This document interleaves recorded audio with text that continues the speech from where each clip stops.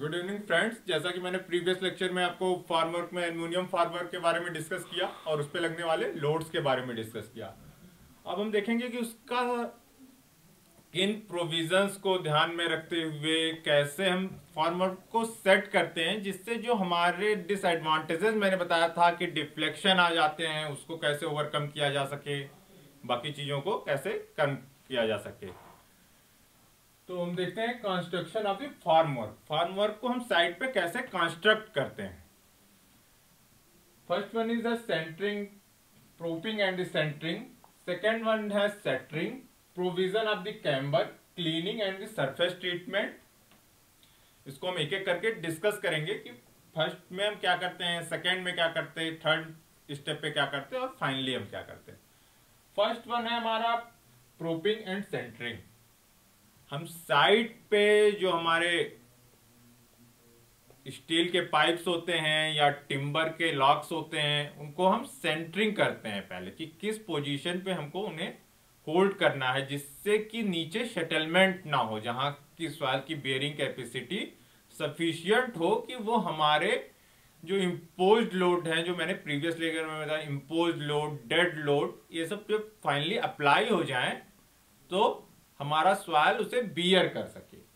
Second one, कहीं पे भी नहीं लगा देंगे, एक प्रॉपर डिस्टेंस पे लगाएंगे जिससे लोड इक्वली डिस्ट्रीब्यूटेड हो, जिससे अल्टीमेटली फार्मवर्क को हमने क्या बताया था कि हमने बताया था कि ये एक ऐसा स्ट्रक्चर होता है जो टेम्परेरी स्ट्रक्चर होता है। इसे हमें परमानेंट वहां पे कास्ट करके नहीं छोड़, इसे हमें इरेक्ट करना है, उसके ऊपर हमें कंक्रीटिंग कर देनी है। जब कंक्रीट सेट हो जाएगा, सफिशियंट स्ट्रेंथ गेन कर लेगा सेल्फ में, तो हम इसे रिमूव कर देंगे।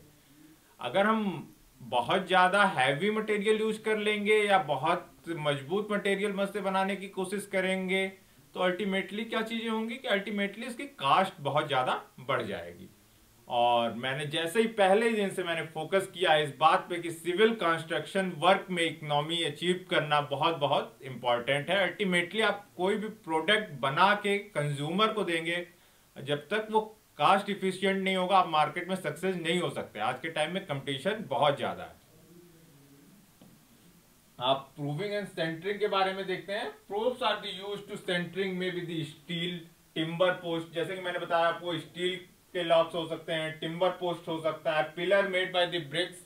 अगर इन सबकी अवेलेबिलिटी नहीं होती है, सम टाइम हम क्या करते हैं कि रॉ क्वालिटी थर्ड कैटेगरी के जो ब्रिक्स होते हैं उनसे हम पिलर्स बना लेते हैं, उनको मड मोटार से जोड़ लेते हैं, जिससे कि कास्ट कम होती है और बाद में हम उन्हें क्लीन करके दोबारा से उन ब्रिक्स को यूज भी कर लेते हैं। Sometime mud mortar are they also use and sometime erect कर लेते हैं। Next one is shuttering. Shuttering मैंने जैसा आपको बताया था कि टिम्बर के प्लैंक्स यूज करते हैं। दूसरा सेकेंड वन, एल्युमिनियम में ऑलरेडी प्लेट्स आते हैं डिफरेंट डिफरेंट साइज के, जिनको हम प्लेस कर देते हैं। प्लाईवुड्स होते हैं, बट प्लाईवुड में हम एक चीज ध्यान रखेंगे कि हमने कहा था कि हम फ्रेशली कंक्रीट मिक्स यूज करते हैं जिसमें वाटर होता है। तो प्लाईवुड दो टाइप के होते हैं, एक होता है वाटर रेजिस्टिव प्लाईवुड, सेकंड होता है जो वाटर रेजिस्टिव नहीं होता है। हमेशा हम वाटर रेजिस्टिव प्लाईवुड यूज करेंगे। अगर हम वाटर रेजिस्टिव नहीं यूज करेंगे तो उसमें स्वेलिंग आ जाएगी, जिससे कि उसमें अपने आप डिफ्लेक्शन हो जाएगा और हमारा जो कास्टेड शेप है वो भी डिफरेंट आएगी। तो हम प्लाईवुड जो यूज करेंगे वो वाटर रेजिस्टेंस वाली प्लाईवुड यूज करेंगे। टिम्बर के प्लैंक्स यूज कर सकते हैं, स्टील के वेल्डिंग प्लेट्स यूज कर सकते हैं, बट स्टील जनरली अवॉइड करते हैं। अगर हम यूज भी करेंगे तो उस पर प्रॉपर ट्रीटमेंट करेंगे जिससे वाटर की वजह से उसका क्रोजन नहीं हो। जनरली हम वर्टिकल फार्मवर्क में तो स्टील यूज कर लेते हैं, क्योंकि वर्टिकल फार्मवर्क में हम स्टील 16 to 24 आवर के लिए मैक्सिमम हम यूज करते हैं। कॉलम्स में आप देखेंगे वो स्टील्स के ही शटरिंग होती है।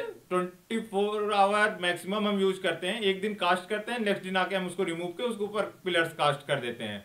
बट अगर आप देखेंगे बीम या स्लैब, तो उसमें काफी लंबे टाइम तक शटरिंग यूज होती है। इससे कोरोजन हो जाएगा और आपका वो डिके हो जाएगा, आप नेक्स्ट साइड पे उसे यूज नहीं कर सकते। Provision of the camber. Camber का क्या प्रोविजन करते हैं। कैम्बर वर्ड जनरली ये हाईवे में आपने सुना होगा। कैम्बर हम प्रोवाइड करते हैं जिससे वाटर मेरा फ्लो हो जाए। बीच का पार्ट जो होता है रोड पे वो थोड़ा ऊंचा होता है और साइड का पार्ट डाउन होता है उसके कंपैरिजन में, जिससे कि जो रेन वाटर होता है वो इजिली फ्लो हो जाए। तो यहाँ पे कैम्बर हमें रेन वाटर को फ्लो कराने के लिए नहीं प्रोवाइड करते हैं, बल्कि हमें जो स्लरी होती है उसे रिटेन करके रखना होता है, जिससे कि अच्छा मैट्रिक्स सीमेंट का बन सके और एक अच्छी स्ट्रेंथ अचीव कर सके। बट कैम्बर प्रोवाइड करने का यहाँ नेक्स्ट रीजन ये होता है, जैसे आपको मान लीजिए स्लैब है, आपको पता है कि लोड लगने के बाद वो उसमें सैगिंग होगी कुछ इस टाइप की। हम कोशिश करते हैं शुरू में कैम्बर ऊपर की तरफ प्रोवाइड करेंगे, जिससे जब सेल्फ लोड आए तो वो सैग होने के बजाय फ्लैट शेप में आए, अल्टीमेटली हमें फ्लैट शेप मिल जाएगी। एक तरीके से कहते हैं कि हमें पता है जिस डायरेक्शन में डिफ्लेक्शन आएगा, हम कोशिश करते हैं कि उसके अपोजिट डायरेक्शन में ऑलरेडी डिफ्लेक्शन दे के रखें, जिससे कि जब लोड लगे तो हमारा जो डिफ्लेक्शन है वो न्यूट्रलाइज हो जाए। एक बार फिर से देखेंगे, अगर जनरली अगर ये शेप है, फ्लैट शेप है, अगर हम इस पे लोड लगाएंगे ये नीचे की तरफ डिफ्लेक्ट हो जाएगा फॉर्मवर्ड। हम इस चीज से बचने के लिए हम इसे ऑलरेडी बीच वाले पार्ट को अपर डायरेक्शन में डिफ्लेक्शन दे के रखेंगे, जैसे कैम्बर, आप इसे कैम्बर जैसा शेप आ रहा है ना हाईवे पे, सेम उसी टाइप का। अब इस पे हम जब लोड लगाएंगे तो ये सैग होने के बजाय ये फ्लैट हो जाएगा, और फाइनली जो हमारा स्ट्रक्चर अचीव होगा आफ्टर आप 14 डेज कर सकते हैं, ज्यादातर स्लैब्स की 14 डेज पे ओपन की जाती है, तो वो परफेक्ट शेप अचीव होगा।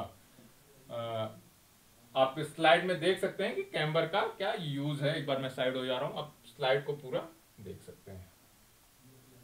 सरफेस ट्रीटमेंट, सरफेस ट्रीटमेंट बहुत इंपॉर्टेंट है। अल्टीमेटली हमारा सरफेस जो है वो ऐसा नहीं होना चाहिए कि कंक्रीट की किसी प्रॉपर्टी से रिएक्ट कर जाए, जिससे उसकी स्ट्रेंथ कम हो जाए। ऐसा कोई मटेरियल नहीं होना चाहिए सरफेस में जो हम फॉर्मवर्क खोलें तो वो स्टिक रह जाए कंक्रीट में। पहले के टाइम पे ऐसा होता था कि जनरली जब हमारे पास एल्युमिनियम्स की शटरिंग नहीं होती थी, हम जनरली प्लैंक्स यूज करते थे, उसके ऊपर मिट्टी यूज करते थे, फिर उसको फ्लैट करते थे, फिर पुअर क्वालिटी के मोटार से प्लेन करते थे, उसके बाद फिर हम उस पर जो आपका एक तरीके से ऑयल प्लेस करते थे। बट आज के टाइम में हम इन सब चीजों से बच जाते हैं, क्योंकि हमारे पास स्टील और प्लाईवुड की शटरिंग है, जिसके ऊपर हम एक थिन लेयर डाल देते हैं। और आज के टाइम पे स्पेसिफिक केमिकल्स भी बन गए हैं सिर्फ शटरिंग के यूज के लिए। पहले हम जनरली गाड़ियों में यूज होने वाले जो ऑयल्स हैं उन्हीं को यूज कर लेते थे, जो रॉ क्वालिटी के होते थे शटरिंग के लिए, बट उनसे क्वालिटी बहुत अच्छी अचीव नहीं हो पाती थी। Before lying the free formwork, हम जैसा कि देख सकते हैं कि इकोनॉमिकल होना चाहिए, ट्रीटमेंट कर देते हैं सरफेस का। अब हम आते हैं प्रॉब्लम्स के बारे में, देखते हैं कि क्या प्रॉब्लम होती है।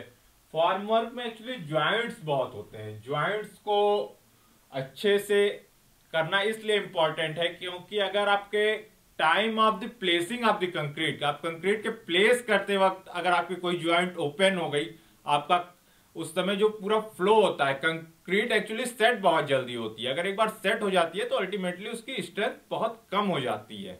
अगर आप उसको दोबारा सेट होने के बाद डिस्प्लेस कर, अगर कंस्ट्रक्शन के टाइम पे अगर कोई ज्वाइंट आपकी ओपन हो जाती है तो उस समय बहुत सी मिसहैपनिंग भी हो सकती है। एक लार्ज क्वांटिटी में वहां पे वर्कर्स काम करते हैं, मशीनरी आपकी वर्क करती है। सेकेंड वन, आपका काम उस फ्लो में डिले हो जाएगा, कंक्रीट सेट हो जाएगी, वेस्टेज ऑफ द मनी भी हो सकती है, प्रोजेक्ट आपका लेट हो जाएगा।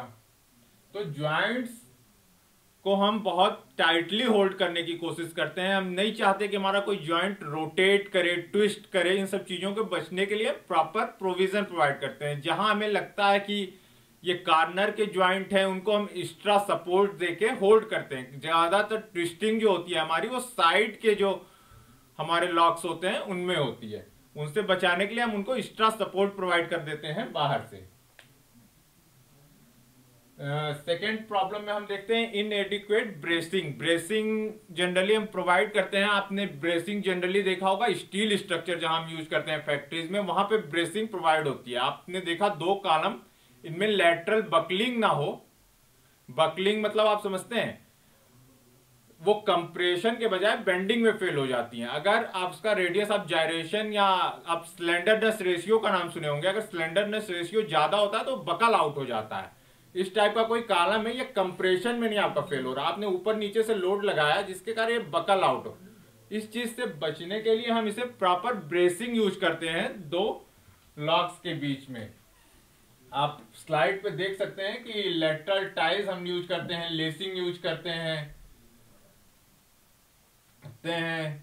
आप इन स्ट्रक्चर्स में देख सकते हैं कि हम प्रॉपर ब्रेसिंग यूज कर रहे हैं, हॉरिजॉन्टल और वर्टिकल दोनों डायरेक्शन में ब्रेसिंग्स यूज कर रखे हैं और लॉक्स लगा रखे हैं। ऊपर आप देख सकते हैं इसमें कि ये वर्टिकल स्ट्रक्चर्स हैं, इस पर हम ब्रेसिंग यूज कर रखे हैं। उसके बाद फिर हमने हॉरिजॉन्टल बीम टाइप के मेंबर लगा रखे हैं, उसके ऊपर आप देखेंगे कि ये स्टील्स के पैनल लगे हुए हैं। यहाँ पे आप स्टील के फॉर्मवर्क देख सकते हैं, ये काफी हैवी लोड के लिए डिजाइंड है। अगर आप देखेंगे तो ये ब्रिज के लिए डिजाइन है स्पेशली। नेक्स्ट वन आते हैं फाउंडेशन। जैसे कि मैंने पहले ही कहा कि जब आप फार्मवर्क शुरू में इरेक्ट कर रहे होते हैं उस वक्त लोड कंपेरेटिवली कम होता है, क्योंकि उस वक्त केवल फार्मवर्क का सेल्फ वेट होता है। बट एक टाइम के बाद उसमें कंप्रेशन ज्यादा आ जाता है। जब उस पर dead load, live load impact डालते हैं तो फाउंडेशन समटाइम क्या होता है कि हम जो कॉलम लगाए होते हैं वो ज्यादातर नीचे फील्ड सॉइल होती है, क्योंकि कंस्ट्रक्शन वर्क नए सॉइल पे होता है। समटाइम अंदर क्या होता है, रूम के हम फिलिंग कराए होते हैं, जो सेटल्ड सॉइल नहीं होती है, कंसोलिडेटेड सॉइल नहीं होती है। तो बाद में जब हम कंक्रीट प्लेस करते हैं तो वहां की सॉइल सेटल हो जाती है, जिससे सॉइल सेटल हो जाती है, पंचिंग में सॉइल फेल हो जाती है या सीयर में फेल हो जाती है, और अल्टीमेटली क्या होता है, हमारा फॉर्मवर्क डिफ्लेक्ट हो जाता है और हमारा कंक्रीटिंग वर्क डिस्ट्रॉय हो जाता है। इस चीज से बचने के लिए आप देख सकते हैं कि नीचे का हम सरफेस एरिया बढ़ाने के लिए एक मजबूत प्लेट यूज कर सकते हैं स्टील की, या हम कंक्रीट के कुछ ब्लॉक्स प्रोवाइड कर सकते हैं नीचे, जिससे ओवरऑल एरिया बढ़ जाए और ये पंचिंग और सीयर में फेल ना हो स्ट्रक्चर। तो ये चीज इंश्योर करनी जरूरी है कि हमारा फाउंडेशन से लेके टॉप तक जैसा कि हमने स्टार्टिंग में सेट किया है फॉर्मवर्क को, उसमें कोई चेंजेस ना आए, ना फाउंडेशन में सेटलमेंट हो ना डिफ्लेक्शन हो। मैंने बताया कि फाउंडेशन के सेटलमेंट से बचने के लिए हम स्टील की प्लेट यूज कर सकते हैं। नेक्स्ट वन, हम कंक्रीट के ब्लॉक्स यूज कर सकते हैं। उसके पहले मैंने आपको बताया कि ब्रेसिंग्स यूज करते हैं जिससे कि बकलिंग ना हो, और मैंने आपको इस स्लाइड में पहले बताया था कि कैम्बर प्रोवाइड करते हैं जैसे डिफ्लेक्शन के बाद भी एक प्रॉपर शेप मिले। तो आज के हमने पूरे स्लाइड में देख लिया कि प्रॉब्लम्स क्या आती हैं जब हम फॉर्मवर्क को प्लेस करते हैं। सेकेंड वन प्रॉब्लम से पहले हमने आज डिस्कस किया है कि लोड कौन कौन से आते हैं। तो आज हम अपने इस लेक्चर को यहीं फिनिश करते हैं। Thank you.